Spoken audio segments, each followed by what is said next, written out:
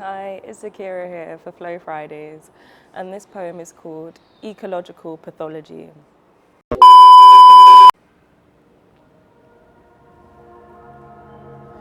Climate change watched my mother give birth. It was there as my skull made impact with the atmosphere outside of the womb. It coursed through the varicose veins of the room. I was born into death. I mean, electricity produced from compressed corpses blackened with time, building a society from a morgue, is a will written to our children as an I-O-U-K. Britain negates its mortality because it makes more than a living for less than a few. We sacrifice the bodies under the equatorial line because we do not know the centers of ourselves and we are spineless. And we praise transnational companies like they are the new divine Midas touch line in the pockets of oligarchs. Sitting back and doing nothing is a privilege reflected in us. As above, so below, an intestinal flow of apathy in 412 parts per million in capitalism that capitalizes off capitalists who are out of their mind, and yet we do not pathologize Erdogan because it's profitable. And we don't change our own lifestyles because we are too dependent on the logic that gave us the light bulb and the light bearer who showed us the Cartesian coordinates to hell.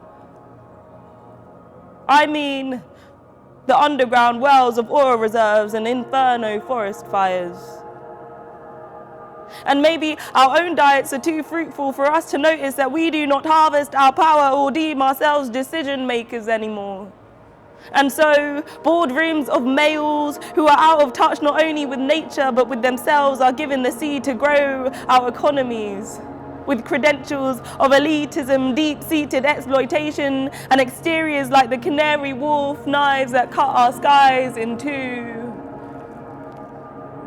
As if to remind us that humans have tried to reach the heavens in the most violent of ways.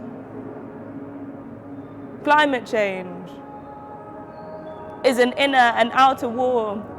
Toxic thoughts bring acid rain showers to erode our moral compasses, and hedonism consumes the people with the most power, just like waves consume vulnerable bodies on the coast of the Philippines and wash children out to shore with bloated bellies and puckered skin. We bloat our bellies with overeating from plastic packaging that doesn't tell us that tears have been the only rainfall for some farmers this year. While we cry tears of joy, we celebrate in old towns and villages, eating ironically named burgers in ironically placed containers, mimicking the shanty towns that will be eviscerated by the next hurricane that we facilitated.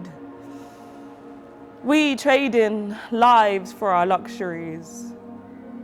Sacrificial lambs to the eyes of the storm and the belly of the beast. And so I think the reason why we do not look deeply into the heart of our ecological pathology is because it's inevitable that we will see our own reflections in the blacks of its oblivion.